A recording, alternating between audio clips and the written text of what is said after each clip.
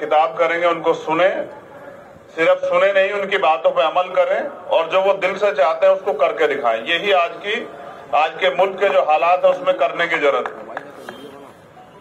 और यही आपका प्यार होगा कि अगर आप अपनी कुर्सी पे मेरे जाने के बाद डटे रहते हैं तो मेरा प्यार और मजबूत हो जाएगा झारखंड के प्रति, जमशेदपुर के प्रति, कि उन्होंने मुझे मेरी बात को माना। सम्मानित साथियों, मुल्क के हालात आज बहुत खराब है और हालात मुर्गों जैसे, जो पकड़ा जाता है वही चिल्लाता है, फटफड़ाता है, बाकी लोग तमाशा देखते रहते हैं। क्योंकि हम एक बड़े आंदोलन को, एक बड़े लक्ष्य को हासिल करने की तरफ निकले हैं, मगर हमारे लोगों को लगता है कि वो आसानी से मिल जाएगा। तो मांगने से सिर्फ भीख मिलते, अधिकार छीनने पड़ते हैं और जिनको छीनना है उनको अपने अंदर ताकत बनानी पड़ेगी और ताकत एकता से बनेगी, इत्तेहाद से बनेगी। और जिस एकता का प्रयास हम लोग कर रहे हैं कि हमेशा से इस लोकतंत्र में, जब से भारत आजाद हुआ तब से ठगे गए लोग और उससे पहले से ठगे आते लोग, हमारे यहाँ कहावत है कि अजमाए हुए को आजमाना नहीं चाहिए। जिनको आप आजमा चुके उनको आजमाना बंद कीजिए और जो लोग लड़ते हैं या लड़ना चाहते हैं, लड़ने का हौसला रखते हैं, उनका साथ दीजिए। अगर इस बात को आप अपने दिल में जगा देते तो मैं कहता हूं कि इनकलाब में कोई देर नहीं है। देश के अंदर एक ऐसा इनकलाब आएगा कि हर जालिम को जवाब मिलेगा।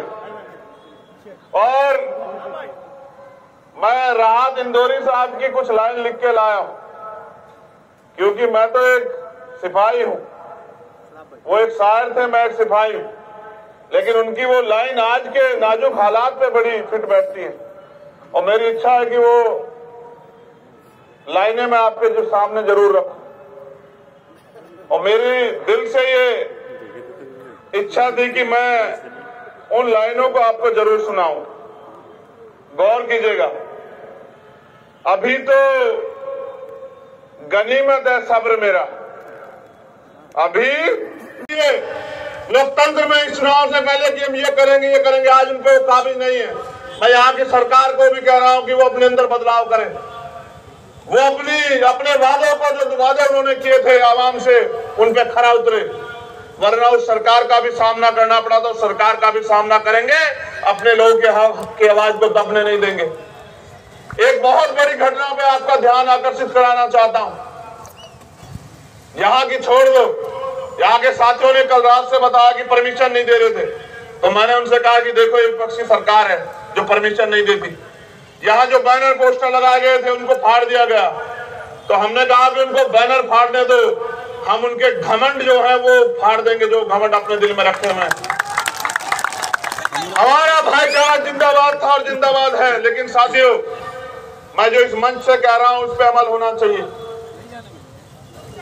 भारत के सुप्रीम कोर्ट ने आरक्षण को जो कैप किया, आपके एजेंडे में सबसे पहला मसला आपने रखा है कि EWS का आरक्षण खत्म होना चाहिए। ये गलत है, वास्तविकता में गलत। लेकिन भारत के सुप्रीम कोर्ट ने, सर्वोच्च न्यायालय ने उसको मान्यता दी और कहा कि आज हमने 50% की कैप खत्म कर दी है। मैं इस मंच से कहना चाहता हूं कि मुल्क की तरक्की, मुल्क में रहने वालों की तरक्की, इस आवाम की तरक्की तब होगी जब इस आवाम के लोगों को हक अधिकार मिलेंगे, जब इस आवाम के लोगों को नौकरी मिलेगी, रोजगार मिलेगा, जमीन मिलेगी, आगे बढ़ने के अवसर मिलेंगे, तब जो है इनके हालात बदलेंगे।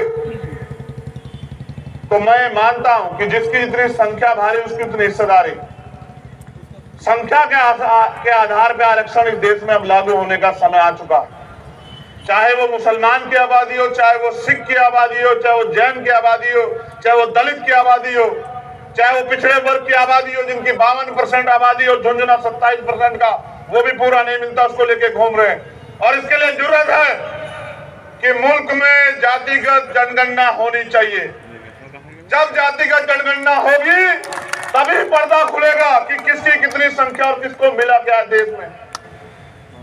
आज हमें इस मुल्क में आजाद हुए 70 साल से ज्यादा हो गए।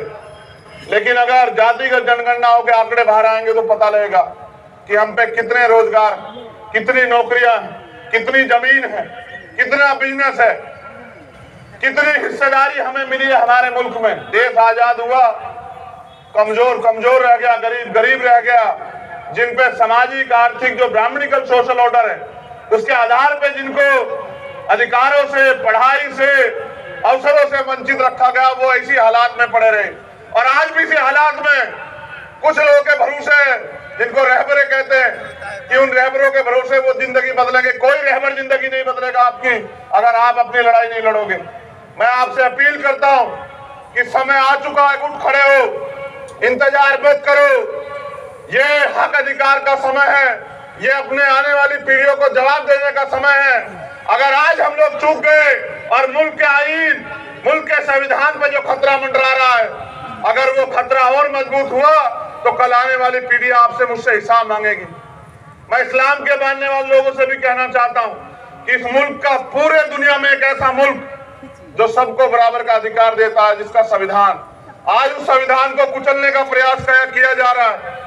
आज हमें एकता बनाने की जरूरत है। जानवर भी समझते हैं, ये जो सम्मानित साथी बैठे हुए हैं, ये गौर करें, जानवर भी समझते हैं कि जब आग लगी हो जंगल में तो सबको एकजुट हो जाना चाहिए।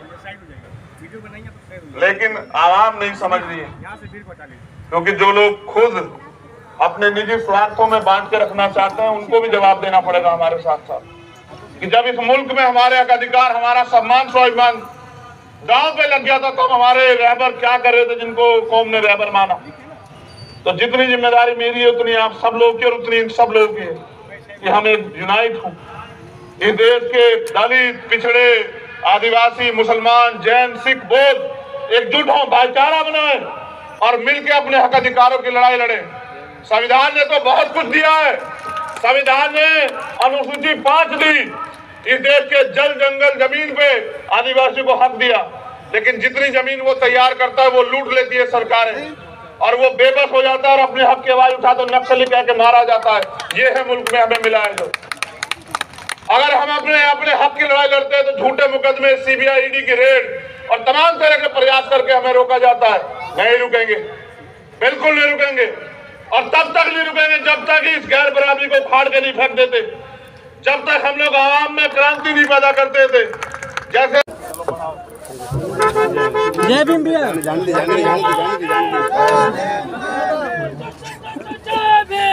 भीम, जय भीम, जिंदाबाद जिंदाबाद, जिंदाबाद जिंदाबाद। मेरा दिल तोड़ा तो मैं तुम्हारा संगठन शाम तक बर्खास्त। हमारे तमाम जिला को सब लोग मुझे अगर एक भी मैंने